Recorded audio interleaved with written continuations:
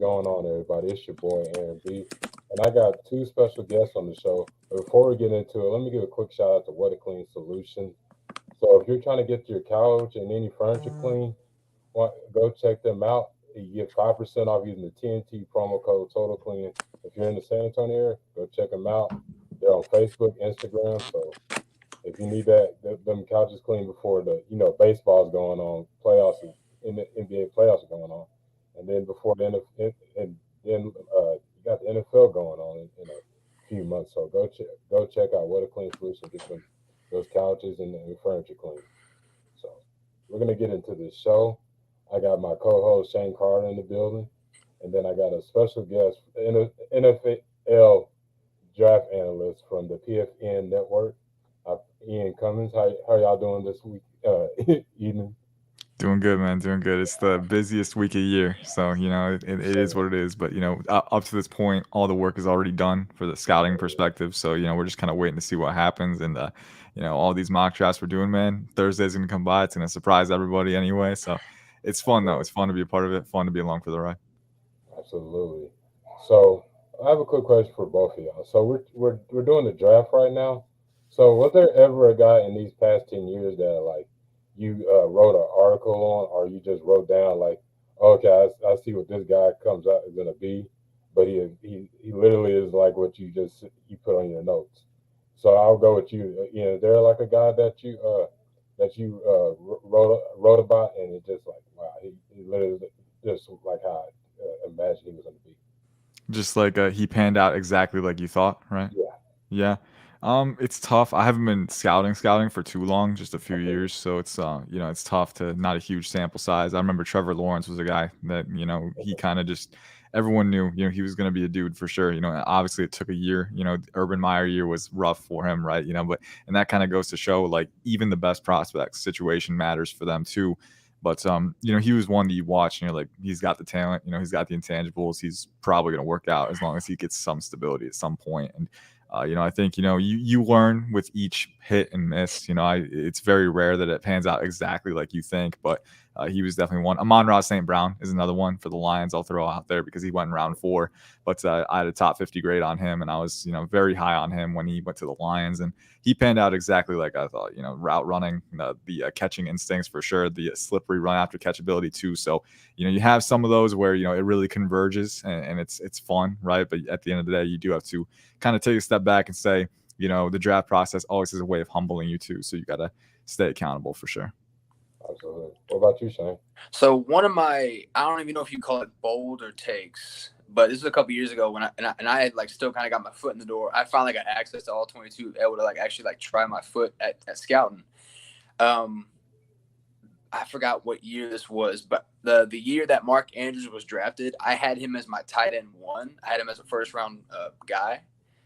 I know everyone was like in love with Hayden Hurst and Dallas Goedert. Mark Andrews was my guy that year. I think he was like the 6th or 7th tight end taken, and he's become one of the 5 best tight ends in the league. And I've always been proud about that one, just because. And Aaron, this tight end's my favorite position to watch, just because like if you have a guy who can block alongside a tackle at a great level and also be a threat in the receiving game, you have just an all around weapon at your disposal. I think tight ends deserve more credit than they get. And Mark Andrews is probably I don't want to say my highest accomplishment, but he's one that I always go back to and was like, I predicted Pro Bowler and I got Pro Bowler. Absolutely. So let me guess. You kind of described a guy in this draft, Darnell Washington. Is he one of your favorite tight ends in this draft?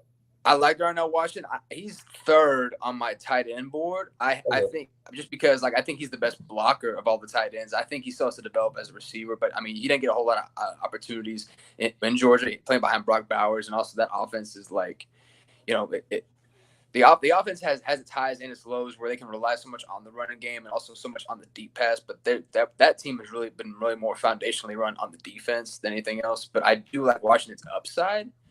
My favorite tight end in the draft is Sam Laporta from Iowa, just because I think I don't know what it is about Iowa, but they just seem to be producing tight ends at a high level. Sam Laporta, to me, I said he ain't the best blocker, not the best receiver. He's not the fastest tight end, but I think he's the best combination of everything you want in a tight end. I don't know if he has the highest upside of say, a Michael Mayer, but but I do think that he does everything well to the point that even if he's just a high end starting tight end that gets you 50 catches a season, he's that good. His best attribute to me in the receiving game is his yards after contact, after the catch, his ability with the ball in open space. And on that Iowa offense, which was boring to watch, when he has his opportunities, he makes the most of them. He really does. He kind of overachieves in that way. I agree. When you watch Iowa offenses, he's literally like one of the standouts when it comes to that offense because it's one of those plain Jane offense, but they're that blue collar team, but they always have high quality talent in the Big Ten. So my before we get into the draft, so let me so the breakdown is Eno is going to go first, Shane's going second, and I'm going third. So that's going to be the rotation. And we do have trades involved here, so we're gonna do we're gonna do logical trades, so it's not gonna be nothing too crazy. All right, but we're gonna have fun with it though. That's what this show's about. So let me get into it right now. So we're start this. Then we're gonna do the draft speed normal or fast. It doesn't matter. If we're going pick by pick, I don't really think it matters, right? Yeah, if you select all, it doesn't matter. It loads a little faster between each pick, so I always go fast. Pro Football Network's got the best simulator. They do. I said. Hey, don't say that just because I'm here. No, but we now Aaron knows we used the simulator in the last couple shows. We did.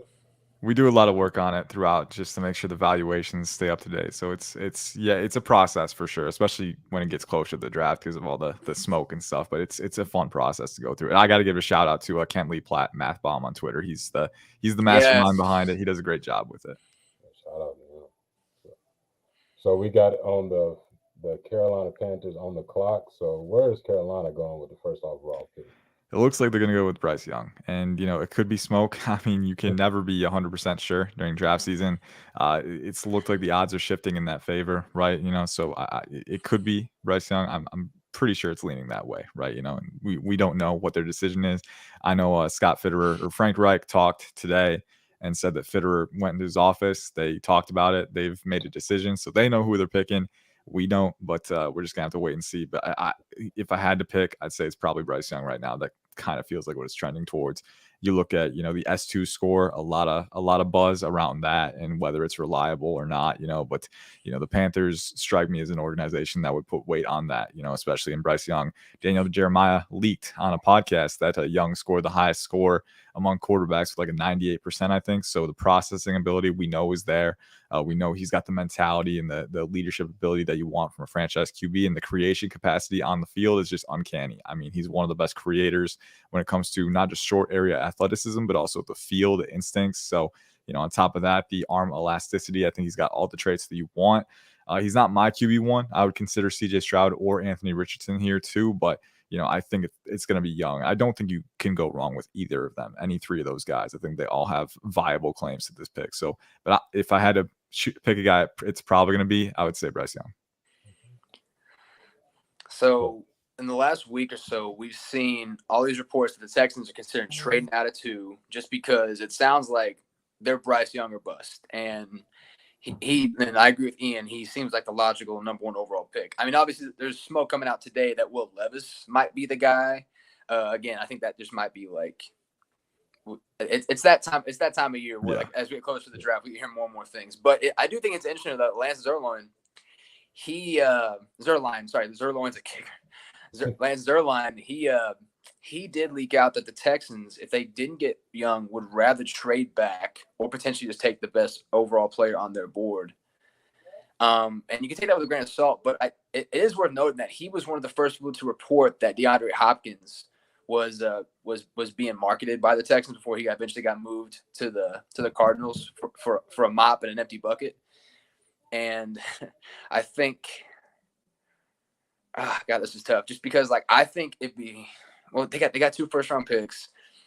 Conventional wisdom says take quarterback, but if they don't like any of these quarterbacks, you shouldn't force it. They have a new coach. They have a new pretty much everything. They've had a good offseason of signing guys. Losing Brandon Cooks hurts, but getting someone like Dalton Schultz helps. Getting someone like Devin Singletary from the Bills helps. They added Shaq Mason through Tampa. So, and also they brought back Case Keenum just in case. So, and also, that's the thing is like their head coach is a defensive guy. So it wouldn't surprise me if they go best defensive guy on the board. I've seen them. Some people say that Tyree Wilson is their guy because I guess they want to do a lot more of those stand-in edge guys. Will Anderson would probably fit more of a 4-down lineman system. The Texans did a lot of that rotating last year, but I think they want to go back to that 3-man front. So, I think I'm gonna field a trade. Do y'all, any of y'all's teams, y'all think would trade with the Texans at 2? I got to do the math to see who my teams are here. All right, so your next team is the Colts, and Colts after that, and Raiders. the Raiders, yeah, and then the Eagles, just for the next couple picks. I doubt they would trade with the Colts. I don't know why they would trade in division. Mm-hmm. The Raiders strike me as a team because signing Jimmy Garoppolo to me was a buffer for them. You know, like they don't have to give up capital to trade up. If someone falls to at 7, great, but you know, value maximization. So I think they would stand pat too. And Texans are tough, man, because I think, like you said, both Anderson and Wilson have appeal, especially for Ryan's scheme. Mm-hmm. I don't know either. I'm 50-50 there. I prefer Anderson as the player, as the prospect on my board, but I can see why they would consider Wilson. I think the Raiders make sense too, just because, like, if you want to go with Jimmy Garoppolo as your stopgap, like you said, it allows you to pick someone who in the first round who's underdeveloped at the quarterback position, like an Anthony Richardson, or even a C.J. Stroud or whoever. Like, it doesn't force him to play year one, but we've kind of gotten into that mode of sometimes if you take a quarterback in the first round, they don't necessarily play right away. Some guys wait a couple years. Jordan Love had to wait a couple years. Pat Mahomes waited a year. Okay. Las Vegas, what do you want for the pick? Just make me an offer. Oh, I'm probably going to stand pat at 7. You're going to stay? Okay. Yeah, because Jimmy Garoppolo gives me security. You know, if I didn't have him, maybe I'd be more open to trading up for a QB, but I think I'm going to stand pat just because, you know, if you don't get a QB, it's not the end of the world. Gets flexibility there. I think you're stuck at 2, man. You got to make a pick. One of those 2 guys. The only other team that also makes a little sense might be Seattle. Maybe because they have the same kind of situation with Geno Smith. And again, if you want to pick a developmental guy that has like a high upside, everyone really seems to like Anthony Richardson in that regard. But I also think Seattle, if they were to stay put as is, they could probably just land Anthony Richardson where they're at. And so with that, I'm going to listen to Zerline, and I'm going to say they go defensive player. In his mock draft, they had Tyree Wilson, but I'm going to say Will Anderson just because – no, wait. If they want to go 3-man front, well, God, I'm going to pick one of those edges. It's going to be an edge. I wouldn't do it. Might as well pull out a coin and flip it, man. Like it's close. It's close. I wouldn't do it, but there's so many teams that you could say would trade ahead for a quarterback, but I don't know. But Minnesota also makes sense. But are they going to trade all the way from 23 overall, right? Yeah. From 23 to 2, Kirk Cousins is on his last year of his deal. Who's picking Minnesota, Aaron? If you don't mind me asking, where are they picking at? So 1, 2, 3, 4. Man, I should have wrote these down. Whoever is picking for that's a hefty trade up, especially for a team that's only got 5 picks this year. I don't know if they will. I'm picking Minnesota. Oh wait, I'm picking Minnesota. Yeah. God, and I don't know if they have the capital to make that kind of move. No, they don't. Yeah, they got a small. Okay, so you know what? I'm just gonna say they take best player available. I'm gonna say they take Will Anderson. Okay. Will Anderson. Again, and that's what I would do. I would field more calls, or I would I'm just gonna say that Zerline knows some because he's pretty knowledgeable about this kind of stuff. I'm gonna say they go with the best defensive player. So I got the Cardinals. Mm-hmm. They got the head coach who is the former defensive coordinator of the Eagles. They're gonna do a 3-man front. They could get it's between Tyree and Jalen Carter, but I'm gonna go with Jalen Carter, one of the best defensive tackles and one of the best defensive prospects in the draft. Pick. So I'm going with him at my 3rd overall pick. Number 4, I'm going to make this quick and simple. Anthony Richardson for the Colts. I love the fit with Shane Steichen. Steichen kind of turned Jalen Hurts, helped morph him into what he is today. Another tools-rich quarterback, and you don't get a quarterback with the tools like a Rich very often. I mean, it doesn't come around very often. So elite athlete, elite arm talent. I think, and he's shown that he can progress on the operational side. So I think you take him and run with it and develop him and try to reach that ceiling, especially in the AFC. That's a tough conference to compete in. Now, are you concerned that he might be forced to play right away, but he might not necessarily be ready? I think signing Gardner Minshew was a good buffer for them. Minshew's got experience, right? And I think Richardson, if he did have to start early, I do think his athleticism provides kind of a buff. I'm saying the word buffer a lot, but I mean it functions that way, where he can create. Buffer's a good word. Yeah, and withstand adversity if he needs to. I think athleticism is a natural trait to help with that. So I wouldn't be too concerned, but I think Gardner Minshew allows you to ease him in if you need to. Okay. Now Seattle's interesting to me just because knowing Pete Carroll, he has had his best success not overdrafting quarterbacks. Even the year they signed Matt Flynn, they still would have liked to upgrade, but they got Russell Wilson the third, Geno Smith, the former third-round quarterback. I don't know if he, and I shouldn't say values quarterbacks the same way, but I don't know if he thinks that they need to use a pick on a quarterback just yet. He still has like kind of that old school mentality of how they develop. Now, last year, Seattle had a great draft. They got 2 tackles from Cross and Lucas. They had a really good draft last year, so they don't need a tackle. They actually have a decent offensive line. Now I think about it. They don't need they ain't gonna take Bijan. Bijan ain't going there because they got Kenneth Walker. It might be the defense. Might be the pick. Tyree Wilson makes sense here. I mean, I think this is actually a decent spot for Tyree Wilson, just because I looked this up. Seattle's picked. Of all their first rounders since Pete Carroll's been there, the majority of them have been defensive players. I think Tyree Wilson's the pick.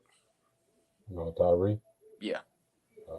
So at the number 6 overall pick, I'm stuck between 2 corners, but in my head, I'm going with Devin Witherspoon, who's really excellent, a man impressed, and he's that physical corner, and I could see him in this defense for some reason, but I'm definitely going with Devin Witherspoon.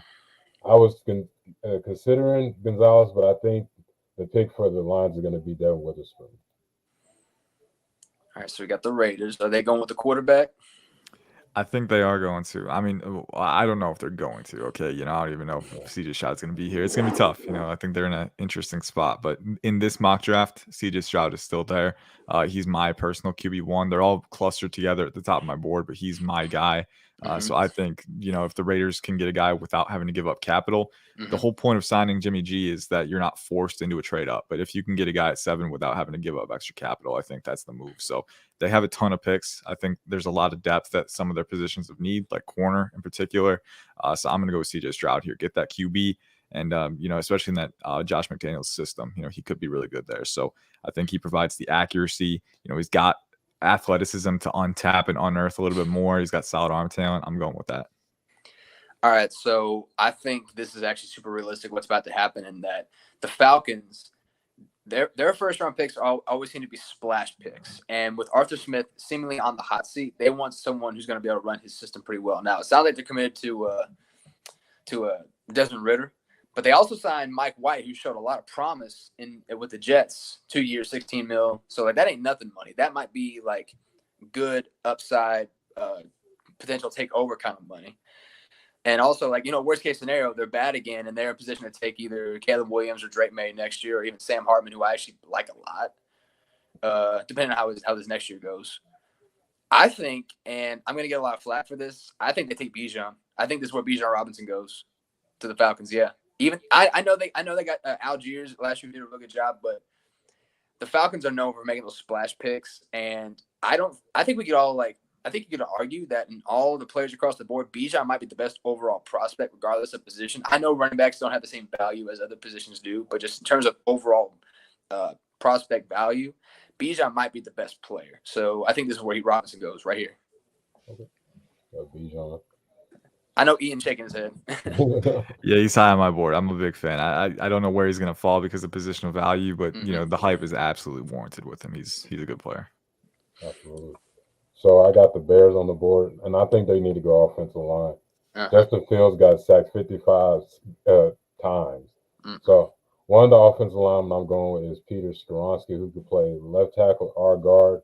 He definitely has excellent balance and definitely good on his feet as well. Yep. May not have the longest arm, but he can play, and he's got that NFL blood in him. His grandpa was an offensive tackle for the Green Bay Packers. Hmm. It's going to be kind of crazy, and he's going to be going to the NFC North rival. But I got Peter Skoronski going to the Bears. They quietly have an upgrade offensive line. Tevin Jenkins found a home at guard. They signed Nate Davis. Braxton Jones as a seventh round pick became a starter for them. If they can figure out the center and then the other tackle position, how they want to rotate that around, they would actually have one of the better offensive lines, at least in the North. Detroit, I think, has the best, but they would definitely have like a much more upgraded offensive line to what they had the last 2 years. Yeah, and from what I've heard, Cody Whitehair might be moving back to center too, so that could be a good move for them for sure. We'll see, but yeah, I think offensive line is definitely a good move there. Eagles at number 10. I don't know, man. I've been making this pick a lot. It feels repetitive to me. I hate being repetitive with mock drafts, but you know what? I'm just gonna do it. Nolan Smith to 10. Yes, yeah, it makes so much sense. It does. Yeah, I mean, a guy they've had a lot of success with, Hassan Reddick. I think there's some similarities, but I also think Nolan Smith is his own prospect, 6'2", 235. Really explosive, really bendy, phenomenal run defender already at his size, and he's got untapped potential as a pass rusher. I think at this point, a little high for me. He's my 20th overall player, so it's not too high, especially, and I can see it with the athletic upside. I think it's definitely a high upside move, and especially with the other pieces on that line, you can get the best out of him. So the Titans would be in a decent position here if they really wanted Will Levis, just because Ryan Tannehill, I think he's in the last year of his deal, or they can get out of it after this year. But they also drafted Malik Willis last year, who as a developmental guy, and we saw like flashes of him. He didn't really show a whole lot. He showed a lot of his legs, just not a lot of his arm.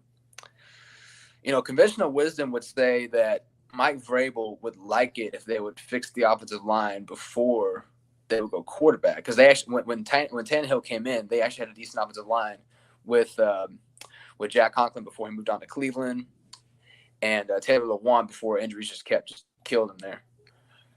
Paris Johnson makes a lot of sense, but I also don't know if you can take away the value of having a Will Levis there.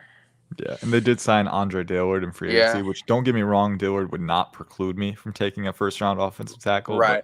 But it's kind of like the Jimmy G situation where, hey, you're not at rock bottom there. So yeah, I don't know if they go quarterback this year. Until they actually trade away Derrick Henry, they start getting away with some of their better pieces. Is when I'll admit that they're ready to rebuild. I'm gonna say Paris Johnson. I think they go offensive tackle. I don't know if he's necessarily the best player, but I do know like he's getting a lot of love up near like the top 10. So I wouldn't be surprised if he's the pick. Yeah, that's definitely a good pick after you lost Taylor Lewan and you switch it for Paris Johnson. Yeah, just build up on that offensive line. So when it comes to the Texans, you could get Will Levis, but honestly, I think getting Jackson Smith at Jigbo, one of the best route runners in this draft, kind of similar to what you were saying, Shane, with Landry. I was like, okay, I could see that, and having him with Noah, you just signed Noah Brown, you got Mechie coming back, and you got Nico Collins. Why don't you add another receiver, and why don't you add one of the best ones in this draft with Jackson Smith and Jigbo? So in that scenario, are you hoping to just kind of roll out with Davis Mills and then get Caleb Williams next year or something? Yeah, that's the plan. It's just like we'll just wait until next year. Maybe get the best out of Davis Mills. Yeah, that makes sense. Well, you're hoping to get the worst out of him so you can get the number 1 overall pick. But yeah, I mean, the next year's class, by the way, looking ahead a little bit, the quarterback class looks a lot deeper, which is nice. Even beyond Williams in May, guys like Michael Penix from Washington had a really nice year. He's actually a very good prospect. Bo Nix from Oregon, I think he's very underrated. He was kind of a punchline at Auburn, but he's actually got some nice traits. Some younger guys who could be breaking out, like JJ McCarthy, Quinn Ewers, Cameron Ward, Spencer Rattler turned it on late down the stretch last year. Jeff Sims at Nebraska could be a breakout candidate. So a lot of talent to keep an eye on for sure. But so the Texans wouldn't be at the end of the world if they passed on QB and bolstered the roster there. All right, who's up? The Packers. All right. Hang on, I gotta go back to the board here. This is interesting. The Packers love taking corners so much that I feel like Christian Gonzalez wouldn't be off the board here. But I'm gonna steer away from that. I'm probably gonna go with, I don't know, it's tough, but we've been hearing that there's gonna be a run on offensive tackles early on in the class. We've been hearing that. And Darnell Wright, to me, Josh Nyman is not a long-term solution for them, or he hasn't been locked down long-term. I don't know if they're going to lock him down long-term. I look at Darnell Wright, 6'5", 330, very good short area athlete, powerful hands. He's got great tenacity in his hand usage, but then he's also got the corrective athleticism and mobility to match guys. The torque at contact is very impressive. I'm going to take Darnell Wright here. I think he fits their thresholds, and I think he locks down that right tackle spot.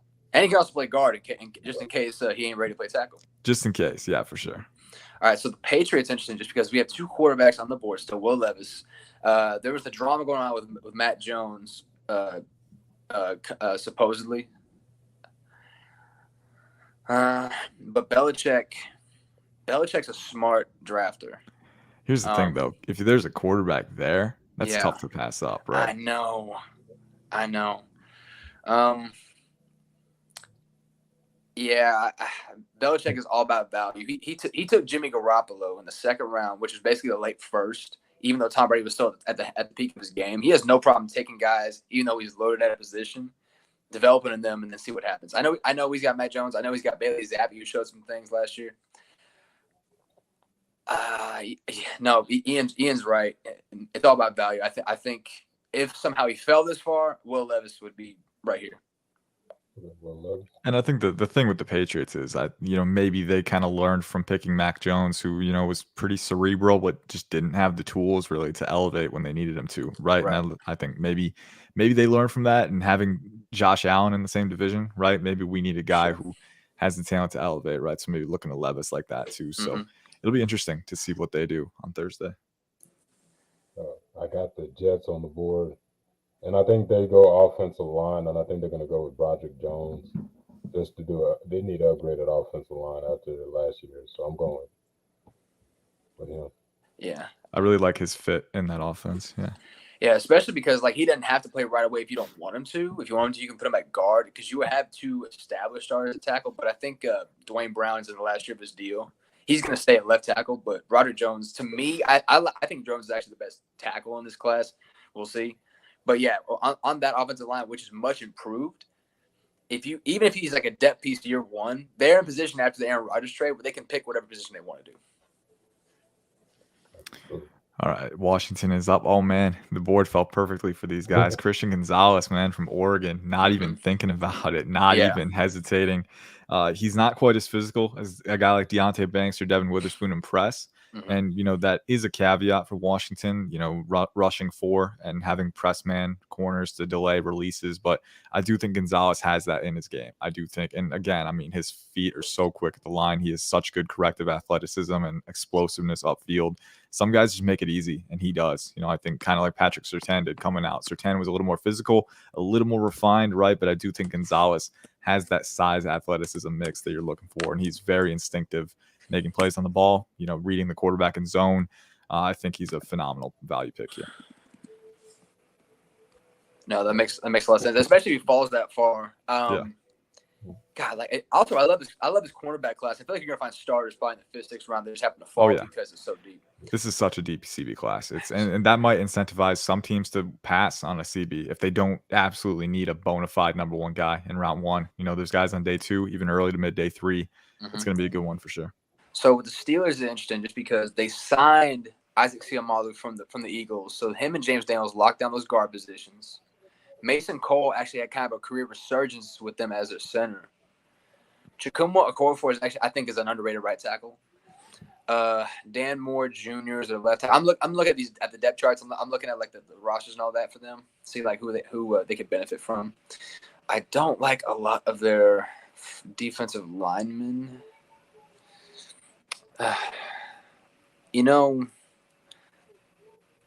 TJ Watt's come off injury. Highsmith looked good. What really intrigues me is that if Lucas Van Ness would fit could he play like a 5-tech 4-eye kind of defensive end? I wonder that because he's. I think he could. I mean, you look at how he produced, especially in 2021. Iowa was playing him at 3-tech, and he was still plowing open lanes. So I think he provides you some versatility. That's an intriguing one. Corner could be an option for them too. Deontay Banks is still on the board, and I think the athletic upside that he provides could be consideration. Joey Porter Jr. would be a legacy pick for them, right? So Yeah, that could be an option too. I'd be looking at corner, and Van Ness would be a good consideration too, I think. Yeah. Between me, I'm just looking at like I think offensive line, they're fine where they're at. Like just like I think if they wanted to go offensive tackle, they could. But I think you're right. I think another defensive end because what I noticed about the Steelers defensive line, they like the powerful guys inside. They want those speed guys standing up. That's where you have like a T.J. Watt, Alex Highsmith, those kind of guys. And so Van Ness makes a lot of sense. Joey Porter Jr. makes a lot of sense. I mean, they did sign Patrick Peterson, so that doesn't force him to take a cornerback. Steelers are actually like really smart about drafting. Hey, an underrated one potentially. Because they have Patrick Peterson, they have Levi Wallace, who again he's not a world beater, but he could be a stopgap in the slot. Brian Branch, maybe that could be an interesting. Oh, that's a good one too, because right now KZ and Neal are their other safeties, and more and more teams are running a lot of that big nickel dime sub packages. And the Steelers do love picking defensive backs. They picked a lot of defensive backs over the years. Yeah, I'm gonna say Brian Branch. I'm gonna go Brian Branch. That makes a lot of sense. I got the Lions on the board, so I'm looking at a couple of guys. I know I've seen a couple of mock drafts with Breesy, but I don't know. I wouldn't take him that high, but that's just me. Yeah, and then I know defensive line is definitely a need, and I don't know. I think defensive end makes a lot of sense here. After you got Aiden Hutchinson last year, Charles Harris and Romeo Okwara are solid. I think Mozzie Smith makes a lot of sense here. That's just me. You could go Deontay Banks as well. They traded Jeff Okudah to the Falcons. They did sign Emmanuel Mosley and Cam Sutton, who can play in the slot. But I think especially for the Lions, who want to set the tone and be physical, there's few more physical corners than Deontay Banks. And on top of that, he's got the physical upside to mold too. So that's been a favorite pick of mine for the Lions at 18. But they could go a number of different ways here. That's actually a good pick, but I just drafted Witherspoon. You think they'll double dip at corner? Oh yeah, that's right. I forgot you picked Witherspoon. Yeah. Hey, the more the merrier, right? Nah. Got to diversify. I think it should be defensive lineman. I think defensive lineman makes a lot of sense here. I just based on their system, based on their scheme, I think it would be between Van Ness and Mozzie Smith, in my opinion. Honestly, I think I'm gonna go with Van Ness on this pick. Just the versatility of Van Ness would really benefit to this defense. Okay. So 19. So the Bucks. The Buccaneers released Donovan Smith, if I remember correctly. They still have a need at left tackle.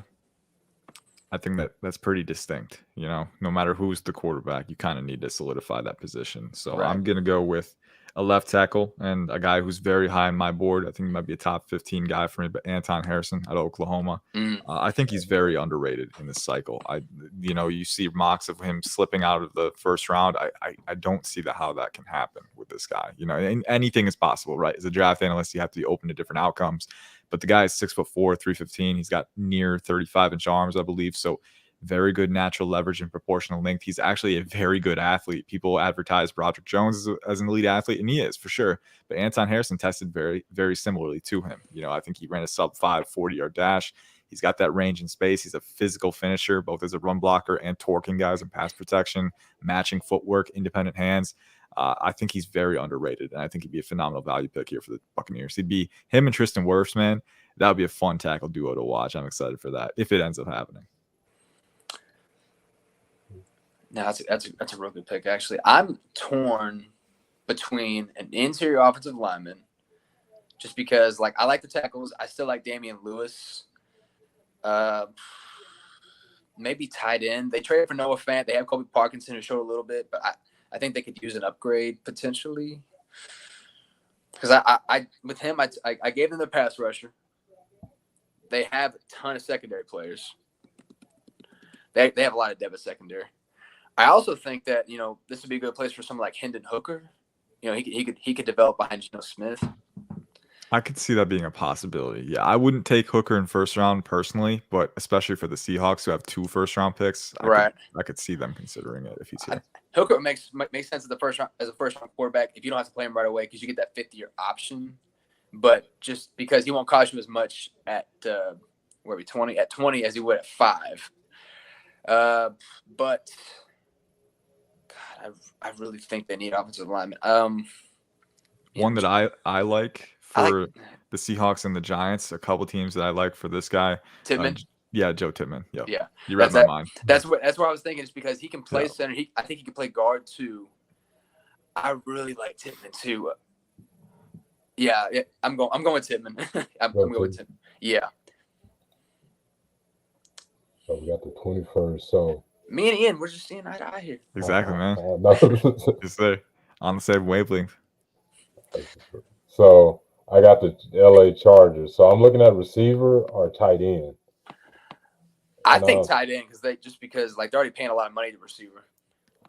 And honestly, I think this is where I'm gonna go with Dalton Kincaid, one of the best receiver tight ends in this draft.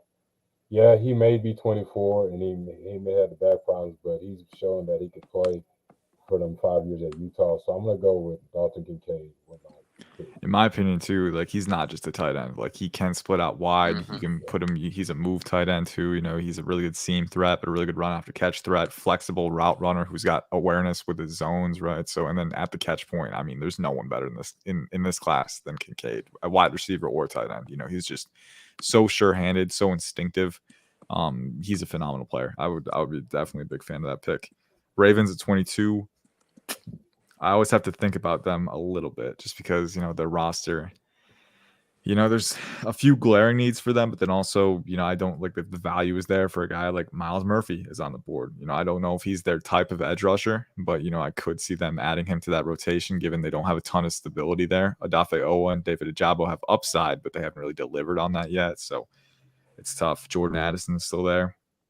They signed Odell Beckham, but I don't know if he's going to preclude them from taking a receiver early. But then again, if the value is there at corner as well, and they got Deonte Banks still on the board from Maryland, the hometown kid, I think that's what I'm going to go with. Deonte Banks, the Ravens. I think they definitely need corner help for sure. That's a premier position, impacting the passer head on defense. You can't neglect that. And Deonte Banks is physical and press. He's very athletic. Recovery speed is definitely one of the best traits that he's got. And I think at his max potential, he can be a game changer for sure. Honestly, his style just fits what the Baltimore defense is all about. Oh yeah, for sure. Him and Marlon Humphrey, man. That's if you're looking to set the tone, that's what they do. That's what they do. Well, since you did that, like I was torn between him and somebody else for the Vikings, just because the Vikings, to me, their biggest need is cornerback. I know they ran on Cam Sutton, but lost out to him. They lost Patrick Peterson. Right now, their top corner right now is Andrew Booth, who's, you know, he's solid, but I don't know if I would consider him a top. Injuries are continuing to be an issue for him too. Unfortunately, he's very talented when he can hit the field, but the availability, we're not super sure on that right now. So I think this would be a great spot for Joey Porter Jr. They need someone. They need a physical type of cornerback who can play man if they need to. That they can rely on him to go up against a number one receiver. And oftentimes at Penn State, he was that guy. I just think he makes a lot of sense in this range, that 20 to 28 range, as one of the top cornerbacks in this draft. I can't see Joey Porter Jr. leaving the first round, and I can't see the Vikings not taking one just because of how obvious that need is. So Joey Porter Jr. is the obvious pick for me. I like that pick. So I got the Jaguars on the board. So I'm looking at edge, honestly.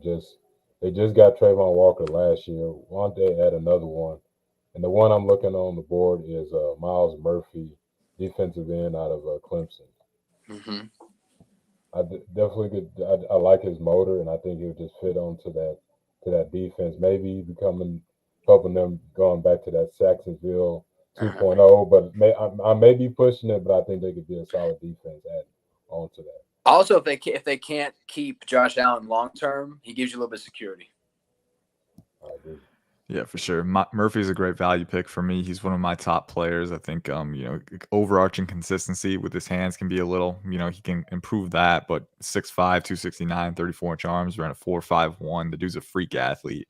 very explosive, very fleet-footed mover. I think he has enough bend capacity to work with, and he has shown that he can stack counters in rapid succession. Again, it's just consistency is the issue for him, but he's shown he can do it, and that's reassuring for me. So big fan of the value there. Giants at number 25. I'm going to go with Quentin Johnson from TCU. They added some weapons in the receiving core. Isaiah Hodgins is coming back. Darius Slayton, Paris Campbell. So they have weapons, but I don't think they have an alpha guy, right? So I think Quentin Johnson, he needs to improve his hand technique for sure. I think he can continue to expand his route tree, but I really think he's underrated as a route runner. I think he's got really good hip sing and flexibility. He's shown that he can press upfield into stems and just, 3 steps, he's decelerated and cutting back toward the ball. 6'3", 206, near 34-inch arms, explosive, twitchy athlete, very good run after catch threat. I think he provides that 3-level upside that you really need in that receiving core, especially for Daniel Jones. If you're going to invest in him, give him weapons. And I think Quentin Johnson has the upside to really complete that offense. So with the Cowboys, my team, it's an important pick. Yeah. So there's things I hear and things I know about them. So a lot of people think tight end's the pick, but the problem with that is it doesn't really align with what the Cowboys do. In the last 15 years, they've taken a top 100 pick on a tight end just twice. Typically, they like to go 4th round or even all the way to undrafted for tight ends because they don't really see them as year one contributors. You want a guy you can develop and potentially play a little bit in rotation. That doesn't sound like what they would do in the 1st round. And just knowing them, they like to go 1st round with offensive linemen or defensive linemen first because they need both. And I know they're really, really high on Will McDonald from Iowa State, just because they got 2 guys on expiring contracts on the edge, and having him and Sam Williams makes a lot of sense. I don't see any offensive lineman that I would take with this pick at this spot. I would go Will McDonald from Iowa State. I like that pick. Now, I have a question for you, Shane, because last year, not a lot of people thought that Tyler Smith would be considered there, and he ended up going there, and he actually ended up delivering, right? Is there any offensive lineman that you see that the Cowboys might reach a little bit for in the public eye, but ended up taking? I would consider it a reach, but I think everyone else would. Steve Avila from TCU, I think he's the best, in my opinion, interior offensive lineman overall, and I think he fits that scheme so much as like as a plug-and-play left guard. I think he's got better footwork than someone like Osiris Torrance. Not as much power, but I think just him playing on that left side with Tyler Smith, it gives you a young, highly productive pass block and blind side for Dak Prescott. And even though I don't think it'd be a reach to take him at 26, I could easily see him being the pick there. They've already met with him, I think, three different times too. So that's an indicator. Yeah, for sure. Yeah, and then the benefits that he's from the area, so they can get as many visits as they can. And I like that pick because he has that mirror ability. He's not the most physical guy like Osiris Torrance, but it'd just be a good blend of physicality with Tyler Smith, and then you got a left guard with the great footwork. He's got better footwork than Osiris Torrance. Osiris Torrance is kind of heavy-footed, but he's very powerful. Yeah, he's basically a mauler. That's my description for him. All right. Oh, it's my pick. So I got the Bills. So there's a lot of ways I can look. They could go offensive line, or I think honestly, I want to go with Jahmyr Gibbs at running back, who can add value as a receiver as well, who is the 2nd best running back in this draft. So I heard a couple people say number 1, and that kind of shocked me because I honestly think Bijan is the number 1 running back. But adding having that type of weapon on that offense with Josh Allen, with Diggs, and Knox, and I'm trying to think of the other receivers on that team. Just adding him on there, adding Jahmyr Gibbs as a receiver and as a running back, and he's kind of like that Alvin Kamara 2.0. I think I'm going with Jahmyr Gibbs, running back from Alabama, on this pick. Yeah, what I like about Gibbs is that he can split out wide. He can actually run routes too from a number of different areas. He can extend beyond his frame. He's a legit receiving weapon too. So, on top of the running ability that he provides. So, big fan of him. Top 20 player on my board. It's the Bengals now, right? Yeah, it's the Bengals. Shoot, man, I don't know what to do here. I'm blanking. There's a few offensive players that I'm kind of considering here. Michael Mayer could be one. We know the Bengals took Drew Sample in round 2, so they do value the position a little bit. They don't have a ton of talent there. Irv Smith Jr. is the only guy. Honestly, Michael Mayer is such a solid prospect. I think he's the best value here. I'm gonna go with Michael Mayer. I think yeah, what were you gonna say? I was gonna say if they don't go tight end, cornerback makes a lot of sense because they have guys on expiring contracts. They got Cam Taylor-Britt, who actually had a solid season last year. Yeah, for sure.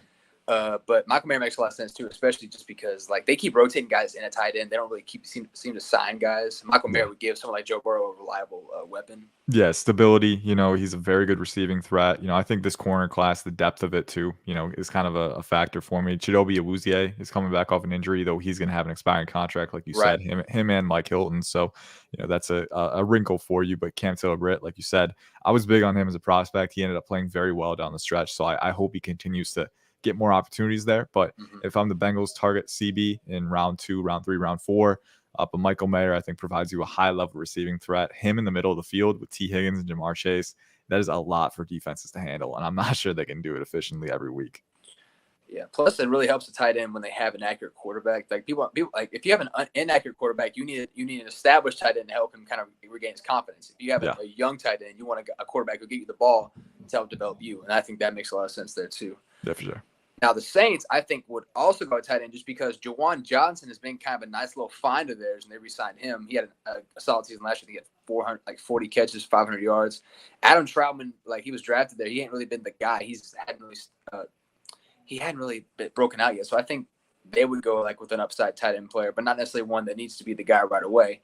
I think this is a good spot for someone like Darnell Washington, just because he can come in. He would be your tight end too, but he would oftentimes be your lead blocker in the running game, and he would play with Johnson and playing an offense with honestly an improved receiving core to be decided. We'll see how healthy they are with Chris Olave and Mike Thomas coming back. I think that would allow him to get more opportunities in the passing game because Derek Carr coming, he targeted tight end position a lot, not just Darren Waller, but also who was the other tight end that they had from LSU? I can't remember his name, but I think just in terms of upside and the ability to run block and develop as a receiver, the Saints make a lot of sense. So I think Darnell Washington makes a lot of sense here. So I got the Eagles. Now they already went edge. I'm considering corner. Trying to see. So what are y'all thoughts of the needs of what the Eagles need? I think defensive tackle makes a lot of sense. Yeah, they could go with the DT, a disruptive defensive tackle to play alongside Jordan Davis. I think could be an option for you. You lost Brendan Hargrave. Fletcher Cox is on his last year. You could also go. I don't like Torrance or Avila as scheme fits for the Eagles. I think this would be a reach for either of them. So I would pass on interior offensive line. I think what you're looking at, like Shane said, you've got expiring contracts on defensive tackle. I would probably look at defensive tackle first. You could go wide receiver. You got Quez Watkins entering free agency next cycle too. So we know Jordan Addison. I think Zay Flowers is still on the board too. So maybe one of those guys. If you really like Josh Downs too, he's an option. But I think defensive line would be my first look here. If they went receiver, that'd be 3 years in a row they used a first-round pick of some kind on a receiver. It was Devontae Smith, and they traded first for A.J. Brown, and they would go back to using the first on a receiver again. I just knowing the Eagles, they like to get defensive players early if they can. Yeah, for sure. I think especially with having A.J. Brown and Devontae Smith, you don't have to go crazy, right? I think getting a big slot like Parker Washington in round 3, that could be a really solid. Love Parker Washington. Yeah, for sure. Yeah, so I think defensive lineman. That's just my opinion. One surprise pick that could be a surprise Eagles pick here at 30. Keanu Benton has been one of my favorite fits for the Eagles. Don't send him there. Don't send him there. I'm just saying, man. I'm just saying. I know the Cowboys wouldn't like that, but hey, he fits their mold. This would be a little high for him for me, but I think he fits their mold. I think he's what they need. That disruptive guy who can play between 1 tech and 3 tech, and he's got really good length, really good power in his hands, really hot motor. He's got great straight line explosiveness too. He tested well. So Keanu Benton could be one. Kalijah Cansey is undersized, but I think he's athletic though. Exactly what Cansey needs is a nose tackle like Jordan Davis who can encumber double teams and let him isolate one-on-one opportunities. So I think that could be a fit too. I don't know. I'm talking too much. Aaron, go ahead and make the pick. Are you good? I'm actually considering. I'm gonna go with Kalaji Kansey out of out of Pittsburgh. So Yeah, I think if there's any situation where he can succeed, it's with the Eagles with the talent they have, and especially Davis being a guy who can take on blocks and just kind of lighten the load for him for sure. But yeah, you pair him up with Nolan Smith and all that. That defensive line is a little more recouped after they lost so many players in free agency. So you get a nice little rookie bundle there with Nolan Smith. for sure. All right, am I the Chiefs, the last pick of the first round? You know who it should be. You know who it should be. I don't know, man. There's a lot of players that I like that are still on the board, man. I know, but come on, give your quarterback a weapon. Come on. Jordan Addison is there. Is Zay Flowers still there? I'm gonna go Zay Flowers because he's the higher receiver on my board. You have him above Addison? That's wild. I do have him over Addison, man. It's close. It's close, but I think here's the thing with Zay Flowers. I think he's an energized athlete, and the foot speed, the stopping ability, the twitch. I mean, you saw that clip of him catching a pass from Patrick Mahomes. It's meant to be, right? But no, I think they're both really good prospects. I comp my comps for them. I comp Zay Flowers to Santana Moss. I comp Jordan Addison to Darnell Mooney, right? So both very good. They're going to be solid players, I think. I just think Flowers is a little more, for his size, compact, energetic. He just kind of brings more of what I'm looking for from an athletic standpoint. Flowers selection, if he were to go to the Chiefs, reminds me of what they did last year with Sky Moore. They like those deep threats. They need him. Pat Mahomes wants to throw deep. He had him with McCole Hardman. McCole Hardman could stay healthy. They had it with Tyreek Hill. They traded him. They've been trying to find that deep threat they can rely on. So Zay Flowers makes sense. I think Addison's the better player, my opinion. But Flowers I think you make a point. He might be better fit. Yeah, I think either one is an optimal consideration. It's tough, man, especially when they're both there. I didn't expect both of them to be there. I had to think about it. But that's how it works. The draft. That's how it works all the time. Yeah. So my bad, y'all. I've been dealing with a cold and stuff. So if you see me turning my mic off, I don't want to be coughing like an old man on here. No, you're good. It's all good. So just wanted to go through a recap of some of the players that we drafted in this draft. I'm gonna post this probably in a little bit after the show, so everybody can see how we did on our draft. Some people are gonna hate it. People are gonna hate it. There's gonna be someone who's got some kind of issue. That is a part about being in this draft industry in general. Just like somebody will say something bad about your drafting regardless. So just a part of the gig. We're going with we got Bryce Young, we got Will Anderson, Jalen Carter, Anthony Richardson, Tyree Wilson, Devin Witherspoon. I like that spot for Devin Witherspoon too. Yeah, I just see him with the Lions. His type of his tenacity. He's not the biggest. They like physical corners. He's a very physical corner. And look at his defensive coordinator, Aaron Glenn, who wasn't the biggest corner, but he was a damn good corner back when he was with the Jets and the Cowboys. And I'm trying to think what other team he was with, but I could just see him with Aaron Glenn having a corner like that. And he might be the best run recognition corner in this draft. Even though he's kind of undersized, you can put on weight. I think he has the best read of the run of all the cornerbacks, in my opinion. He really does. And probably a surprising pick for a lot of people think is C.J. Stroud at number 7, but I could actually see him with the Raiders. Bijan Robinson, Peter Skoronski, Nolan Smith. Am I doing it? Reading them too fast or anything like that? Or? No. Good. Oh, we got. I think it's funny how the Texans they got two good players. They got arguably the best defensive player and arguably the best receiver. Some Texans may be like, what about quarterback? I wouldn't be surprised if they don't take a quarterback because outside of Bryce Young, there is this quarterback class to me is full of. I don't know if there's like necessarily a home run quarterback in this draft. I think there's guys who could be. It's kind of like last year's quarterback class. Kenny Pickett was the first quarterback, but none of the quarterbacks were all that impressive. It's a whole bunch of could-be's. It seemed like a bunch of them majority of them just need to be a couple years being as a QB2, not jumped out there in week 1 and they're still learning how to be a quarterback, NFL quarterback. I think, honestly, like y'all saying, Bryce Young is like literally the most QB ready out of any of these quarterbacks.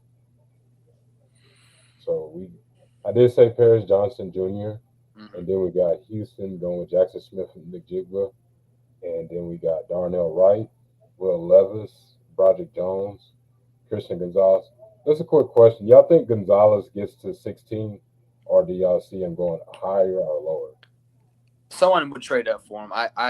He seems pretty coveted. But also what against that, this cornerback class is so deep. Some teams might be content just to wait on one. Yeah, my gut feel says he goes earlier, but as this mock draft has shown, anything is possible. It really depends on what happens. Mm-hmm. So we got Brian Branch, Lucas Van Ness. Mm-hmm. I like the Bucks pick. This is definitely an upgrade over Donovan Smith. No offense to him, but I think Anton Harris is a good pick right there. Mm-hmm. And you got at 20th the Seattle Seahawks. They definitely need improvement on the offensive line. Joe Tippmann is a really good. He could play center and guard. And we got Dalton Kincaid for the Chargers. Baltimore. I see it, man. He just says Baltimore Raven all over when you watch his film. That Banks is gonna look good in purple. Oh yeah. And man, imagine if Joey Porter gets all the way into the 20th and he goes to the Vikings. That's a good pickup right there. Mm-hmm. You got Miles Murphy, Quentin Johnson. Honestly, I've just been feeling like Quentin Johnson is going to be a giant. He's a really good receiver. He just needs improvement with the routes, and sometimes he body catches. He plays like a smaller receiver at 6'3", 203. I don't know if y'all agree, but when I watch this film, I just see he's a big receiver, but he plays smaller than he is. I think, he's shown he can convert with his hands. It's more a matter of consistency for him. There was that one catch in 2021 against Oklahoma where he used his hands. He kind of ripped it from the corner, right? So he can do it. It's just being more consistent, more controlled. I think the appeal with him, right? People use that term. He plays like a smaller receiver as a diss for him sometimes, but like he moves like a smaller receiver too. Like he's, as an athlete, he's special. So that's another factor to consider with him. And that's kind of why I think he could be considered here. Yeah, I don't see it. I wouldn't have put it as a diss. It was just more like the way he plays is very more shifty, just like the Yeah, smaller for sure. receiver. He's definitely a lot more finesse as Yeah, opposed to physicality than what you'd come to expect from a guy with his size. absolutely. So 26, I'm starting to begin to like the Will McDonald. I call him the Slender Man Yeah. of the defense, the edge rushers. Yeah. He went into Iowa State at 267 pounds his freshman year and actually produced at the defensive end. So that definitely says a lot about a guy putting on the weight. Still, He's a Dan Quinn guy, and Dan Quinn usually gets at least one of his guys in these drafts. absolutely. And then you seen him. He was at the Iowa State Pro Day, just like last year. He was with Sam Williams at his Pro Day. So I honestly think Will McDonald's going to be the pick. It's always that pick that a lot of you don't see on the mock drafts as much. Like last year was Tyler Smith. You only seen like a couple of people put him there, and a lot of people put him in that second round. But with the 27th, the Bills went with Jameer Gibbs, and then we got the Bengals going tight end. I definitely see them going tight end with Michael Mayer. And then we went on another for the 29th with the Saints, Darnell Washington. And then the 30th pick, Kalijah Kancey at defensive tackle. And Kansas City, they're always, even at, it don't matter what overall, they're still going to get a damn good pick. And Zay Flowers is definitely a good pick with him, Tony, Sky Moore, and of course Travis Kelsey. And then the running backs by committee, yeah, just add on to the Patrick Mahomes arsenal. That's what's going to happen. I like it. I can see all those guys going first round. Absolutely. So I appreciate y'all for being on the show. Definitely had a great time doing this mock draft. I've been trying to push it through with so if y'all see me doing the mic thing, I was just coughing a little bit. I just don't want to ruin the show. Definitely was like to hear like what y'all's ideas of what's going on in the draft and stuff. Y'all, I can definitely see y'all putting in the work. And I got the link in on Facebook, but I'm gonna let y'all have the floor to go with Ian, then go with Shane if y'all got anything going on soon and where they can check y'all at. And that's about the end of the show after that. Yeah, I'll go first real quick. At IC_draft is where you can follow me on Twitter. Profile network is at PFN365. A lot of the 2023 content, but then right after the draft, they're going to be switching to 2024 as well. So keep an eye out for that. The draft never sleeps, never stops. So we'll be working. That's for sure. You can find me on all social media at Shane Carter TX. Currently working with the draft team over at Defiant Takes, appearing on their podcast pretty much daily. They're doing daily player analyses. We'll see what it looks like after that's over. I might have something else cooking in the future as well, but I can't touch on it just yet. But I appreciate having me on once again. Yes, sir. So tomorrow I'm gonna have a show with James Espinosa, radio host of the Sunday Sports Rush in Corpus Christi. So y'all be in touch for that. But this has been Tacos and Touchdown. Have a good one. Peace.